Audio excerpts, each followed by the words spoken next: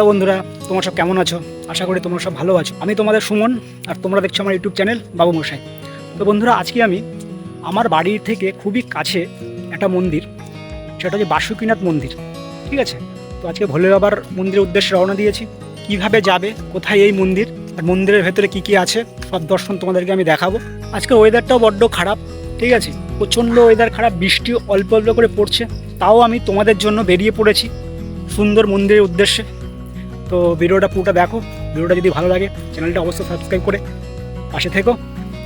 তো চলো ভিডিওটা শুরু করা যাক। তো বন্ধুরা, দেখতে পাচ্ছ আমি এখন স্টেশনে দাঁড়িয়ে আছি, ট্রেন এখনও আসেনি। তো আমার বাড়ি যেহেতু ডানকুনি আর গোবরা স্টেশনের মাঝামাঝি মিডলে, ঠিক আছে। তো আমার এখান থেকে গোবরা স্টেশনটা কাছে পড়ে, তাই আমি গোবরা স্টেশনে এসেছি। তো তোমরা দেখতে পাচ্ছ, তো ডানকুনি থেকেও আমি আসতে পারি। তো তোমরা যারা শিয়ালদা থেকে আসবে তারা শিয়ালদা ডানকুনি লোকাল ধরে ডানকুনিতে নামবে, ডানকুনিতে নেবে বর্ধমান কট ধরবে, বর্ধমান কট ধরে এই বেগমপুরে তোমরা আসতে পারবে। আর যারা তোমরা হাওড়া থেকে আসতে চাইছো, হাওড়া থেকে হাওড়া বর্ধমান কট লাইনের ট্রেন ধরবে, মেন লাইন তোমরা ধরবে না, কট লাইনের ট্রেন ধরে তোমরা বেগমপুরে চলে আসতে পারবে। বেশি সময় লাগবে না তোমাদের, ম্যাক্সিমাম তোমাদের 15 থেকে 20 মিনিট সময় লাগবে। তো বন্ধুরা, আমার ট্রেন চলে এসছে, চলো ট্রেনে উঠে পড়ি। আমাদের গোবরা থেকে বেগমপুর মাত্র মাঝখানে একটা স্টেশন পড়ছে, তো চলো বেগমপুর নেবে দেখা হচ্ছে। তো বন্ধুরা, আমি বেগমপুরে নেমে গেছি, ঠিক আছে। বেগমপুরে নেমে তোমরা হাওড়ার দিকে যে যাচ্ছ, ঠিক আছে, সেই দিকে যাবে স্টেশনের বাইরে, ঠিক আছে। আমি তোমাদেরকে দেখাচ্ছি তোমরা কীভাবে যাবে। বেগমপুরে নেবে তোমরা হাওড়ার দিকে যে যাচ্ছে সেই দিকে তোমরা হাঁটা দেবে।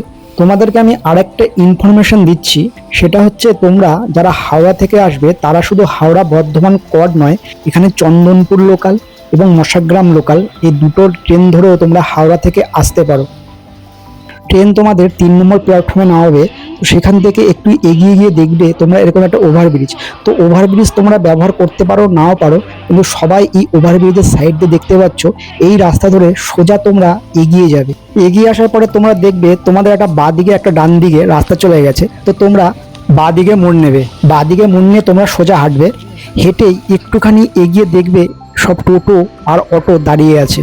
এই যে দেখছো এখানে অটো দাঁড়িয়ে আছে, আর একটুখানি এগিয়ে গেলে তোমরা টোটোও দেখতে পাবে। তো চলো আমি একটু এগিয়ে তোমায় দেখাচ্ছি। তো এই দেখতে পাচ্ছ এখানে টোটো দাঁড়িয়ে আছে, তো টোটোদের বলবে শ্যাম বিজনেস পার্ক যাব, টোটো ভাড়া 10 টাকা নেবে।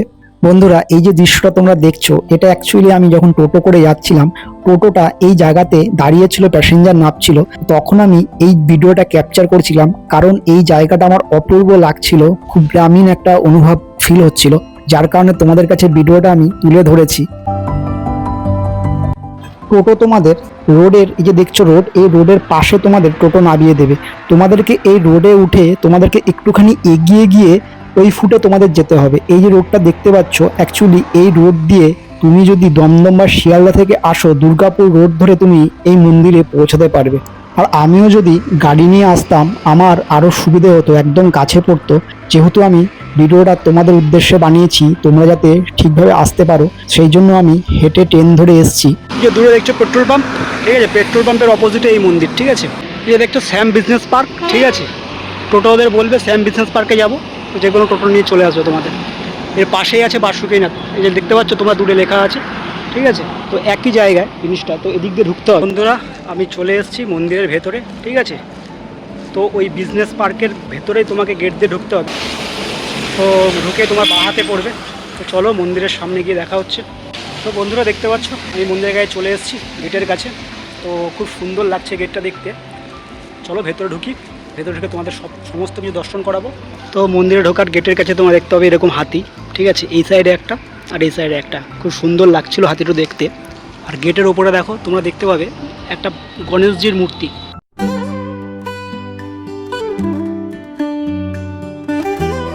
আর মন্দিরের ডান দিকেই তোমরা দেখবে এখানে জুতো ঘর, ঠিক আছে, যে লেখা আছে দেখতে পাচ্ছ জুতা ঘর, এখানে জুতো রেখে তোমরা ভেতরে ঢুকতে পারবে।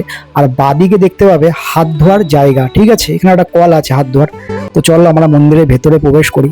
দেখতে পাচ্ছ মন্দিরের ভেতরে প্রবেশ করলে তোমরা দেখবে এরকম একটা বড় উঠোন, খুব সুন্দরভাবে কারুকার্য করা, রং দিয়ে পেন্টিং করা আছে। আর তার ডান দিকে তোমরা দেখবে এরকম একটা শিবলিঙ্গ, খুব সুন্দর লাগছিল দেখতে। দেখো কত সুন্দর করেছে, এই যে ব্রাহ্মণটা উপরে জল ঢালছে মাথায়, কি অপূর্ব লাগছে দেখতে। আমাদেরকে জুম করে দেখাচ্ছি আমি। কি অপূর্ব, তাই না?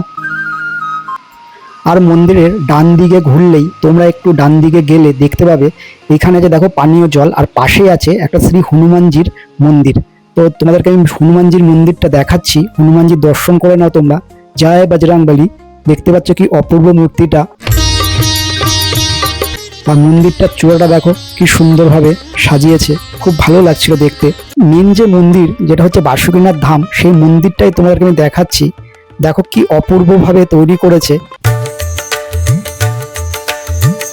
আর একটুখানি ডান দিকে ঘুরবে, দেখবে মা বগলামুখী, দেখতে পাচ্ছ লেখা আছে। তো মা বগলামুখীর মন্দিরটা দেখো সেই একই আদলে তৈরি করা সব মন্দিরগুলো। এই যে মা বগলামুখী, তো তোমাদেরকে আমি দর্শন করাচ্ছি, তোমরা দর্শন করে নাও। তোমরা এবার বাদিক ধরে একটু এগিয়ে গেলে দেখতে পাবে এই যে দেখছো এটা হচ্ছে নটরাজ মূর্তি। এরকম বিভিন্ন মূর্তি দেয়ালে করা আছে, বিভিন্ন মহাদেবের মূর্তি করা। এই যে দেখতে পাচ্ছ এই মূর্তিটা মহাদেব বাঘের ওপরে বসে আছে। আর একটু তোমরা এগিয়ে গেলে দেখবে মহাদেবের, দেখতে পাচ্ছ কত সুন্দর মূর্তিগুলো দেয়ালের মধ্যে কারুকার্য করে ফুটিয়ে তোলা হয়েছে। খুব অসাধারণ লাগছিল মূর্তিগুলো দেখতে।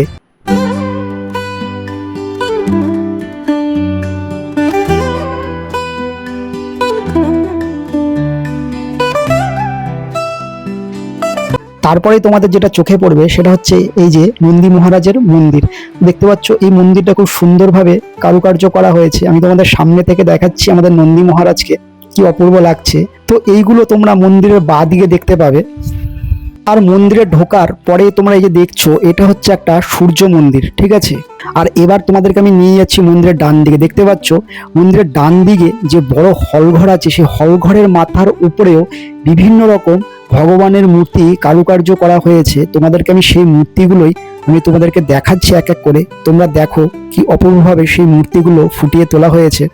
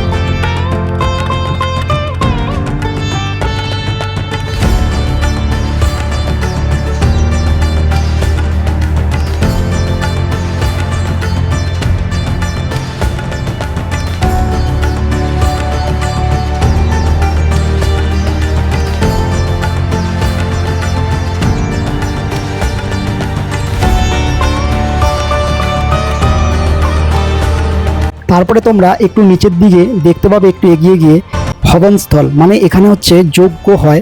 তো সেই ঘরটাই আমি তোমাদেরকে ভেতরে ঢুকে দেখাচ্ছি, যজ্ঞর জায়গাটা। তো দেখতে পাচ্ছ কত বড় যজ্ঞস্থলটা, জুম করছি দেখো। এখান থেকে তোমরা একটু বাদিকে ঘুরলে দেখতে পাবে মা দুর্গার, এই যে দেখছো মা দুর্গার মন্দির দেখতে পাবে, মানে ছোট্ট একটা মন্দির। এখানের বেশিরভাগ মূর্তিগুলো সব কালো।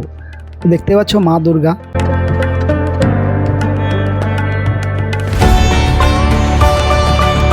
এখান থেকে বাঁ হাতের দিকে ঘুরলেই তোমরা দেখতে পাবে মেন মন্দির বা বাসুকীনাথের মন্দির। তো দেখতে পাচ্ছ সেই মন্দিরের সামনে একটা গণেশ ভগবানের মূর্তি রাখা আছে একটা ছোট্ট খোপের মধ্যে, খুব সুন্দর লাগছিল দেখতে। আর তোমরা এখান থেকে ডান দিকে ঘুরলেই মা পার্বতীর মেন মন্দিরটা দেখতে পাবে। তো দেখতে পাচ্ছ এখানে লেখা আছে মা পার্বতী। তো মন্দিরটার ভেতরে আমি ঢুকবো, তো চলো মা পার্বতীর দর্শন করাবো তোমাদেরকে। এখানে মেন দুটো বড় মন্দির, সেটা হচ্ছে মা পার্বতী আর বাসুকীনাথ মহাদেবের। তো দেখছো মা পার্বতীর মন্দিরের ভেতরটা দেখো, খুব সুন্দর লাগছিল, খুব ছোটর মধ্যে। আর মা পার্বতীর মূর্তিটাও খুব ছোট, খুব সুন্দর লাগছিল, অপূর্ব লাগছিল দেখতে।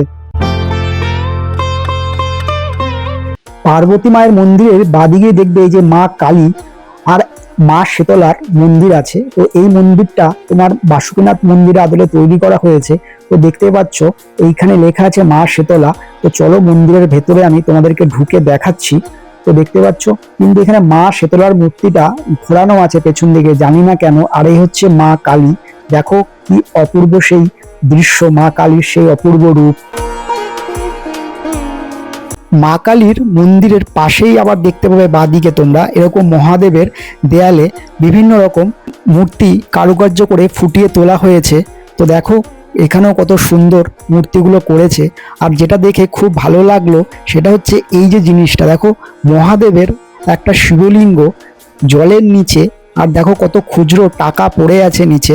আর মূর্তিগুলো দেখো কত সুন্দরভাবে দেয়ালের মধ্যে কারুকার্য করা হয়েছে। তারপরে তোমাদের চোখে পড়বে এরকম একটা বিশাল বড় কুয়া দেখতে পাচ্ছ। এই কুয়ো থেকেই জল তুলে পণ্ডিতরা এই মন্দির ধোয়াধুয়ি করে আর ভগবানের বিভিন্ন পুজোর কাজে ব্যবহার হয়। তারপরে তোমরা দেখবে এরকম আরো মহাদেবের দেয়ালের মধ্যে বিভিন্ন রকম মূর্তি কারুকার্য করা হয়েছে। তারপরে তোমরা একটু ডান দিকে চলে গেলে দেখতে পাবে ছোট্ট একটা মন্দিরে সেই কার্তিক আর গণেশজির মন্দির। এটা দেখতে পাচ্ছ কি সুন্দর ছোট করে তৈরি করা হয়েছে। আমি তোমাকে মূর্তিগুলো একটু জুম করে দেখাচ্ছি, দেখে নাও, তোমরা দর্শন করো সেই অপূর্ব দৃশ্য।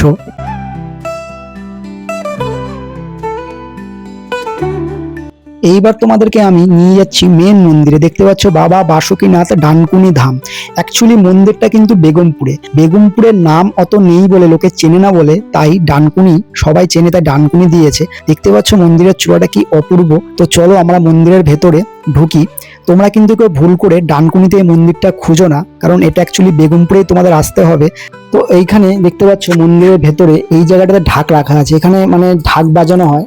আর এটা হচ্ছে মন্দিরের আউটসাইডের গেট।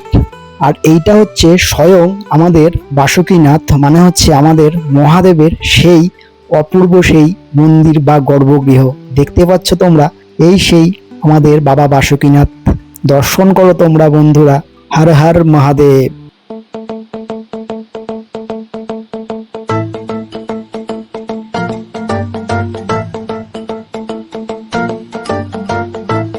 তো বন্ধুরা আজকের ভিডিওটা আমি এখানেই শেষ করছি। দেখা হচ্ছে পরের ভিডিওতে। সুস্থ থেকো, ভালো থেকো। আর ভিডিওটি ভালো লাগলে অবশ্যই একটা লাইক করে ভিডিওটা শেয়ার করে দিও।